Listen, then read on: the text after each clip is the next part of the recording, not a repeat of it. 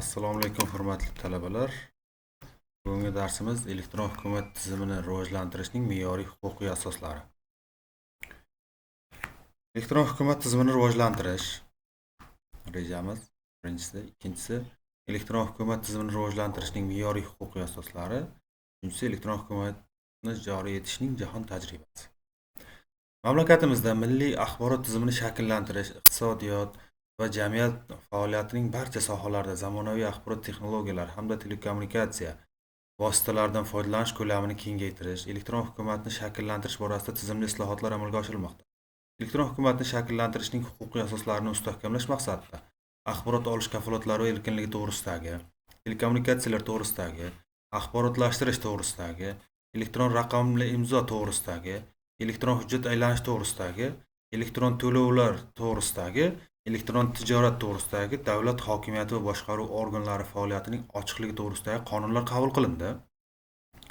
2013-yil 1-iyuldan joriy qilingan Yagona interaktiv davlat xizmatlari portali qanchadan-qancha aholining uzog'ini yaqin, og'irini yengil qiluvchi 267 tadan ortiq interaktiv davlat xizmatlarini elektron shaklda ko'rsatila boshlandi. Bu dastlabki jarayon. Ushbu xizmatlar ahamiyatini o'tgan davr mobaynida foydalanuvchilar tomonidan portalga 564 ming murojaat qilinganligidan ham ko'rishimiz mumkin.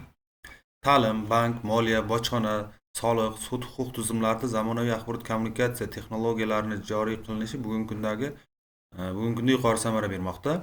Zamonaviy axborot kommunikatsiya texnologiyalaridan yetarli darajada joriy qilish aholi va tadbirkorlarga davlat xizmatlarini ko'rsatishda yagona darcha tamoyilidan to'liq foydalanishdagi muammolarni bartaraf etish uchun elektron hukumat to'g'risidagi O'zbekiston Respublikasi qonuni qabul qilindi.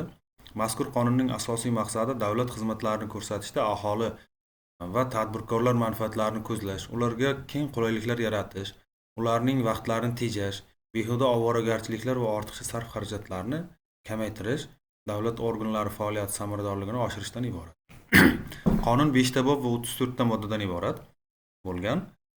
Qonunda uning maqsadi va vazifalari, asosiy tushunchalari, elektron hukumatning asosiy prinsiplari, uning ishini tashkillashtirish, elektron davlat xizmatlarini ko'rsatishga qo'yiladigan talablarga oid normalar belgilangan.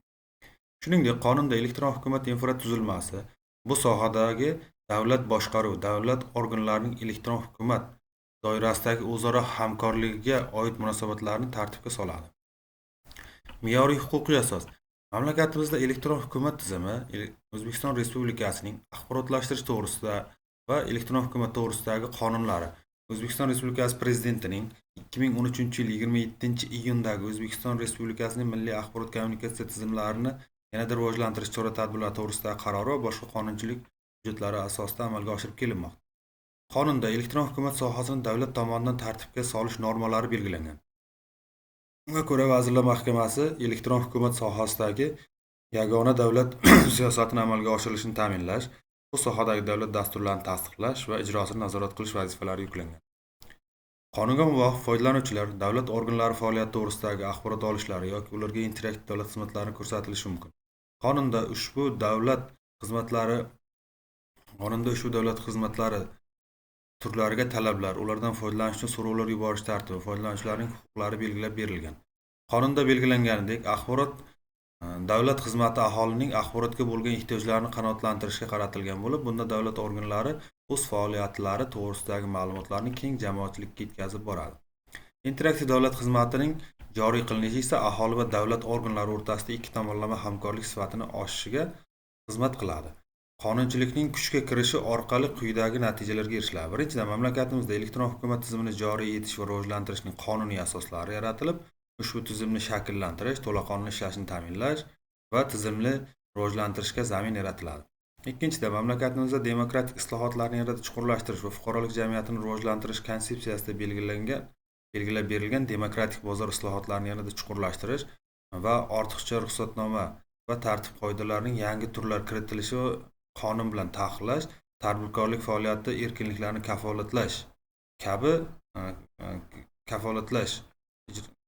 kafolatlashga qaratilgan qonun ijrosini ta'minlashga asos bo'ladi. Uchinchidan, davlat hokimiyati va boshqaruv organlari faoliyatining samaradorligi, jumladan boshqaruv va ma'muriy ish unumdorligi oshib, ularning jamiyat oldidagi hisobdorligi, ochiqligi ta'minlanadi. Pirovardida xalqning davlat organlariga ishonchi yanada ortadi.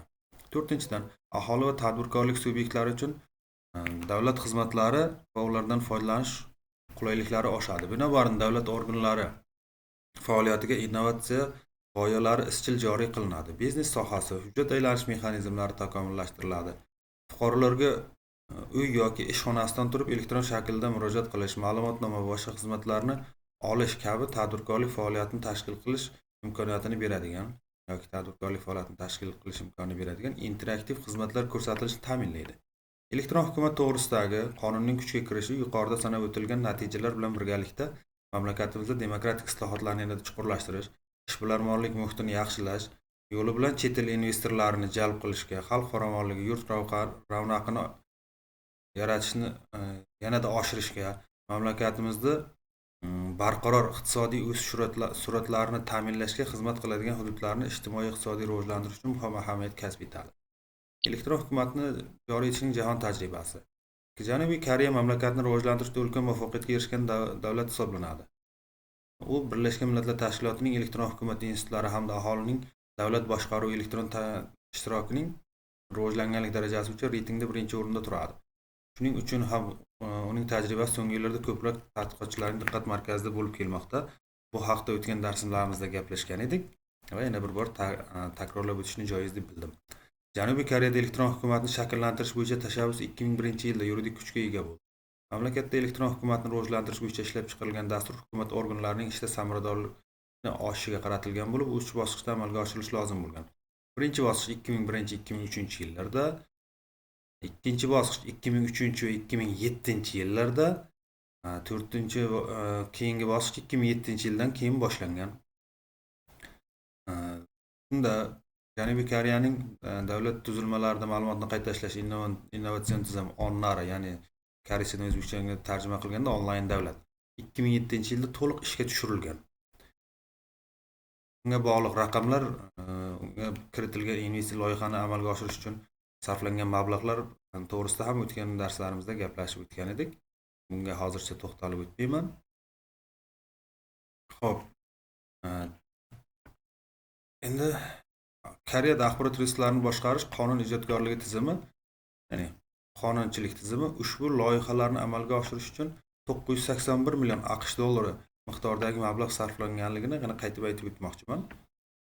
2007-yilga kelib Koreyada davlat boshqaruvi organlari 34%, davlat apparatining esa 96.9% xodimlari axborotni qayta ishlashning milliy elektron tizimi ONNARAda foydalanishga o'tgan.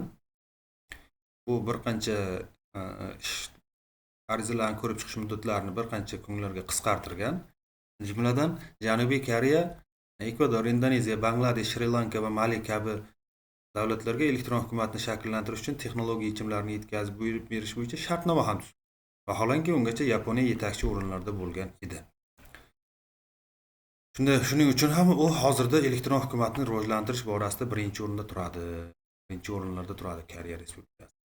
Hurmatli talabalar, bugungi darsimizda huquqiy asoslari shulardan iborat va bir qancha qonunlarga hozirgi kunda yangicha o'zgartirishlar kiritilgan va elektron hukumatni joriy etishdagi eng asosiy vosita sifatida qaralgan yoki uning huquqiy me'yori asosida sifatida qaralgan qonunlarni dastlabki qabul qilinganlari haqida sizga qisqacha ma'lumot berib o'tdim. Keyingi darsgacha xayr, salomat.